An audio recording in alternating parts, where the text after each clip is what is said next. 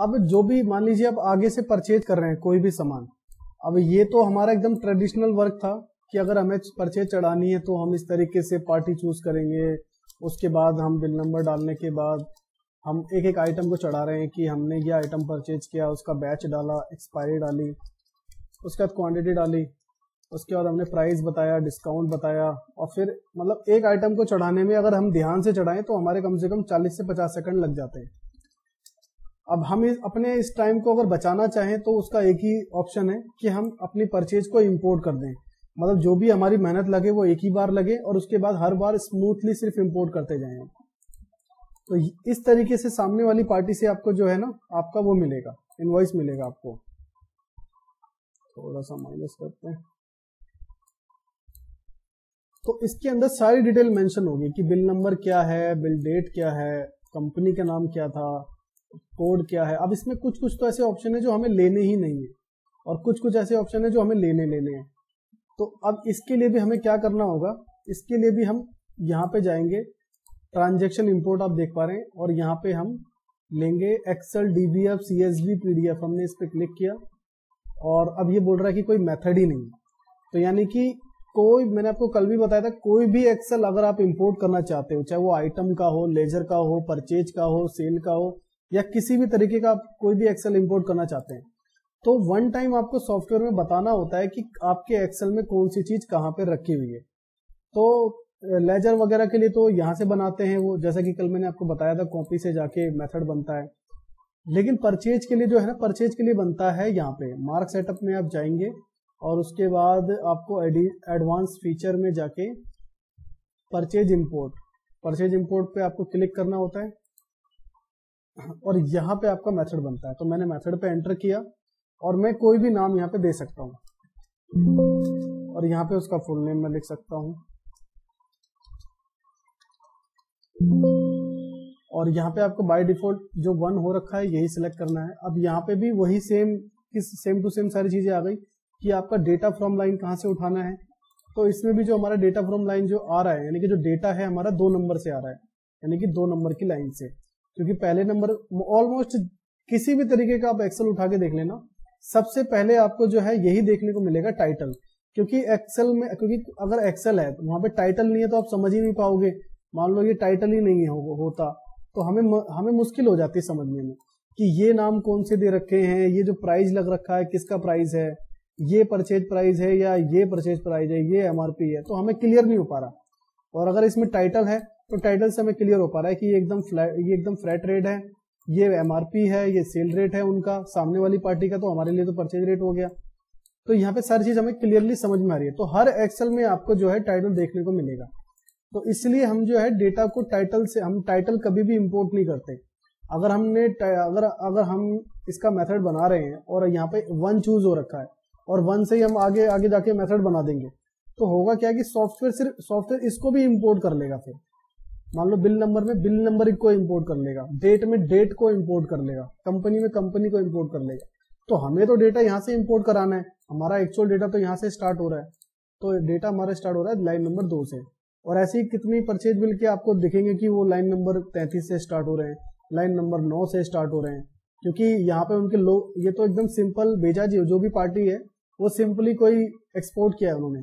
बहुत सारी ऐसी पार्टी आपको मिलेगी जो जिनके आपको यहाँ पे लोगो दिखेंगे, पहले तो जो भी उनका फार्मेसी का लोगो है, इतनी जगह पे उनको आपको लोगो दिख जाएगा, इतने बड़े बड़े लोगो दिख जाएंगे उनके, क्योंकि जब एक्सपोर्ट करते हैं तो पूरी इमेज को यहाँ पे लगा देता है, जो भी वहाँ पे अलग ही होती है सॉफ्टवेयर में। तो मान लो यहाँ तक उसका लोगो लग गया और आपका डेटा यहाँ से शुरू हो रहा है 18 से, तो आप जो मेथड बनाएंगे वो ऐसे ही बनाएंगे, यहाँ पे लाइन नंबर 18 डालेंगे, 18 से स्टार्ट हो रहा है। तो अभी हमारा जो केस है वो 2 का, कि हमारा जो लाइन नंबर है वो 2 से स्टार्ट हो रहा है। और उसके बाद मैंने आपको बताया था कि यहाँ पे आपको कुछ नहीं करना, अगर एक्सेल में पासवर्ड डाला तो पासवर्ड जरूर डाल दें, नहीं तो फिर सॉफ्टवेयर इंपोर्ट नहीं करेगा। फिर हमने एंटर किया और हम आ गए यहाँ पे फील्ड पे। अब इस फील्ड में हमने जो है, अब इसमें भी हमें कुछ चीज चाहिए और कुछ चीजें नहीं चाहिए। जैसे सप्लायर का नाम हमें नहीं चाहिए, इसमें हमें बिल नंबर भी हमें नहीं चाहिए, क्योंकि बिल नंबर ऑटोमेटिक वो नहीं लेता, जब हम पार्टी चूज करेंगे और बिल नंबर डालेंगे तो वो अपने आप ही फिर सारे आइटम को इंपोर्ट कर देगा। लेकिन जो आपके पास फील्ड्स है वो डाल दीजिए, जैसे बिल नंबर की भी हमारे पे फील्ड है तो हम डाल देते हैं। तो सबसे पहले हमने बताया बिल नंबर, ये रहा, ठीक है। और बिल नंबर एंटर किया और उसके बाद ये पूछेगा हमसे कि कौन से रो में है। तो बिल नंबर हमारे पास है बी में, तो हमने यहाँ बी प्रेस करके इसको डिफॉल्ट कर दिया। और उसके बाद फिर हम मिनिमाइज करते हैं। उसके बाद है हमारे पे डेट, तो हम यहाँ पे गए और हमने यहाँ पे एंटर किया और लिखा बिल डेट। तो बिल डेट पे एंटर करके ये हमारा सी में है। और उसके बाद है कंपनी नेम। अब जैसे कि जो जितनी भी आपके पास इन्वेंट्री है उसमें तो पहले से ही आपने कंपनी नेम डाल रखा है, तो आपको मतलब बताने की जरूरत नहीं है। अगर आप बताना चाहते हैं बिल फॉर्मेट में, सॉरी आपका जो परचेज मेथड फॉर्मेट है उसमें बताना चाहते हैं तो बता सकते हैं आप। अब जैसे बन ही रहा है तो आप बना ही दीजिए, कोई इसमें दिक्कत है नहीं। तो आपने डाल दिया आइटम कंपनी, तो आइटम कंपनी नेम ये आपका है डी में, इसको डिफॉल्ट किया आपने। उसके बाद है कोड, तो कोड यूज नहीं करते ना बार कोड यूज करते, ये दोनों ही यूज नहीं होंगे आपको। आइटम नेम यूज होगा आपका, तो आइटम नेम है जी में, तो आपने यहाँ बता दिया आइटम नेम, ये आपका आइटम नेम एंटर किया आपने और ये हमारा जी और इसे कर दिया डिफॉल्ट। उसके बाद पैकिंग, हाँ पैकिंग आप बता सकते हैं, तो आपने यहाँ पे लिखा आइटम पैकिंग और ये जी के बाद GH, तो ये हमारा एच में, तो हमने यहाँ एच डाल दिया। और उसके बाद हमारा है बैच, ये तो बहुत इंपॉर्टेंट है आपका, आई में हमारा बैच है, तो हमने यहाँ बता दिया आइटम बैच एंटर किया और ये हमारा आई और डी। उसके बाद एक्सपायरी और फिर हम गए और हमने यहाँ बता दिया आइटम। अब तो आप दूसरे वाले ऑप्शन को सिलेक्ट करेंगे और हमें ये हमारा एक्सपायरी जे,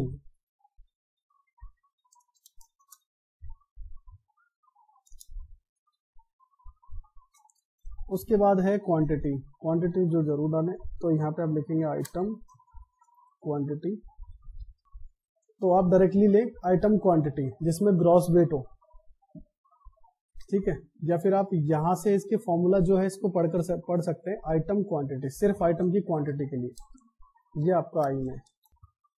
उसके बाद आपका फ्री क्वांटिटी, तो देखिए यहाँ पे आप फॉर्मूला पढ़ सकते हैं, आइटम एफ क्वांटिटी का मतलब फ्री क्वांटिटी, तो आपने यहाँ पे एंटर किया और आपने बता दिया कि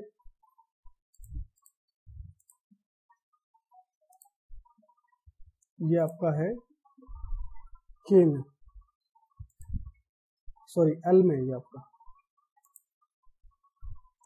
तो यानी कि ऊपर का गलत हो गया। जब भी हमको एक एरर आया था कि बैच और ये दोनों सेम है, ये हमने आई डाल दिया, आई और बैच दोनों सेम हो रहा था, लेकिन ये के में, चलो ये भी ठीक हो गई। उसके बाद है हाफ स्कीम फुल, उसके बाद है हाफ तो डलेगा नहीं, ये है फ्लैट रेट, ये है सेल रेट, ये है MRP। अब इन दोनों में से आपको ना एक ही डालना है, चाहे आप फ्लैट रेट डाल दो या फिर आप सेल रेट डाल दो, ठीक है। ये इनके लिए सेल रेट है जिन्होंने आपको ये एक्सेल भेजा है, यानी कि जिनसे आपने परचेज किया है, पर आपके लिए परचेज रेट है, जो आप कमांड डालोगे वहां पे सर्च करोगे परचेज रेट, तो आपने आइटम रेट आपको सर्च करना है, आइटम रेट, ये रहा आपका आइटम रेट। और ये था आपका ओ में, तो यहाँ पे ओ डाल दिया आपने। और उसके बाद है MRP, तो आपने डाला आइटम MRP, ये आपका पी में है। उसके बाद आपने डाला डिस्काउंट, तो यहाँ पे डाल दिया आपने आइटम डिस्काउंट, तो आपको चूज करना है आइटम डिस्काउंट 1, ये आपका क्यू में है। उसके बाद एक्साइज आपका इस पे लगता नहीं है, वैट लगता नहीं है, एडवांस टैक्स इस पे लगेगा नहीं, और अमाउंट आपको डालना नहीं है क्योंकि अमाउंट ऑटोमेटिक कैलकुलेट कर लेगा ये, और स्कीम आपको डालनी है, स्कीम 10+1 है। ठीक है, स्कीम भी आपको नहीं डालनी क्योंकि हमने यहाँ पे फ्री क्वांटिटी का वो बता दिया कि क्वांटिटी हमारी ये है और हमें फ्री क्वांटिटी ये आती है, तो आपको यहाँ पे स्कीम नहीं बताने की जरूरत पड़ेगी। और स्कैम्पर भी नहीं बताना आपको, HSN कोड आपको बताना, आइटम HSN, ये है आपका जेड में। और आपको इसे भी बताने की जरूरत पड़ेगी, CGST, SGST और IGST। तो CGST AA में है, CGST AA, और SGST आपका AB में है, SGST AB, और IGST आपका AC में है, तो IGST AC। उसके बाद आप इसको सेव कर देंगे। सेव करने के लिए आपको पता ही है, सिर्फ स्केप करना है आपको, आपका फॉर्मेट सेव हो गया। और एक्सेल आपका जो है क्लोज होना चाहिए, तो मैंने एक्सेल को भी क्लोज कर दिया। अब हम इसको इंपोर्ट करते हैं। देखिए, जब हम पहले इंपोर्ट कर रहे थे तो उसने बोला कि कोई मेथड नहीं है। अब हम क्लिक करेंगे तो डायरेक्टली हमारा मेथड ओपन हो गया जो हमने PUR के नाम से बनाया था। उसके बाद हम एंटर कर रहे हैं और फिर एंटर, और फिर यहाँ पे हमने बता दिया कि हमारी फाइल कहाँ पे रखी हुई है।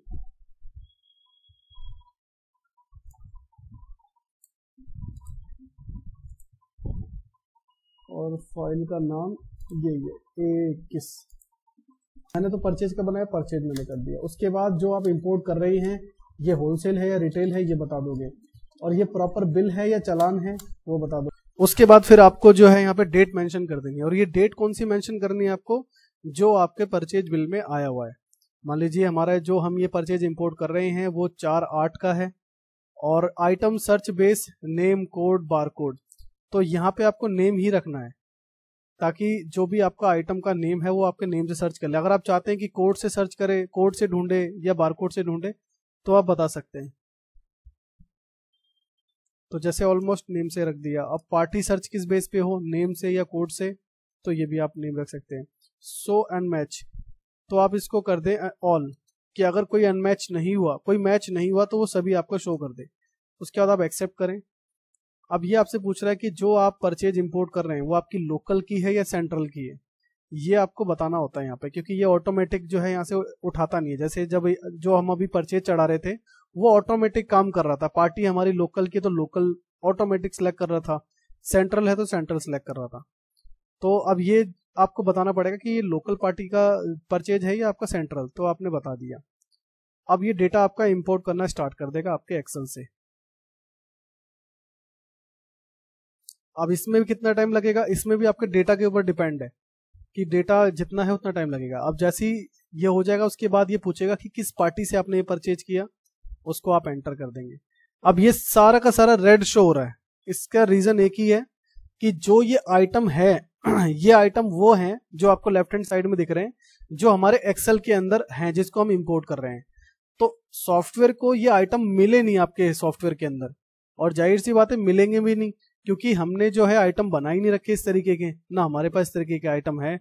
तो हमने एंटर किया तो देखो वो आइटम है ही नहीं यहाँ पे। तो हमने क्या किया, F2 करके, और ऑटोमेटिक नाम फिल हो जाएगा, और कंट्रोल और जो भी डिटेल आप डालना चाहते हो GST वगैरह की, वो डाल के कंट्रोल W से सेव कर दोगे और इसको मैप कर दोगे और इसे यस करोगे।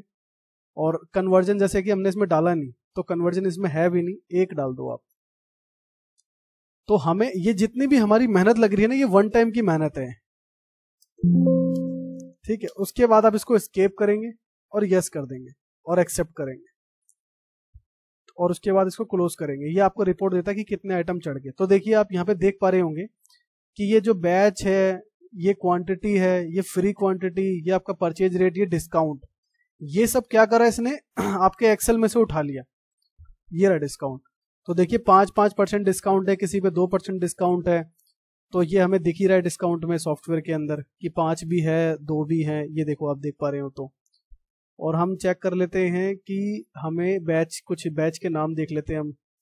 ये रहे बैच के नाम, तो देखो बैच के नाम इसमें डी करके है, एस करके, ई करके है, तो इसको भी चेक कर लेते हैं। तो देखो ये एस करके डी करके बस एंटर एंटर करके, और यहाँ पे स्कीम लगाना है तो स्कीम लगा सकते हो, नहीं तो इसको भी स्केप करें और यस करें। और यहाँ पे लास्ट में आपको शो हो जाएगा बिल इम्पोर्टेड प्रॉपरली, यानी कि सक्सेसफुली इंपोर्ट हो चुका है। और आप इसको अगर देखना चाहें तो जाके देख भी सकते हैं।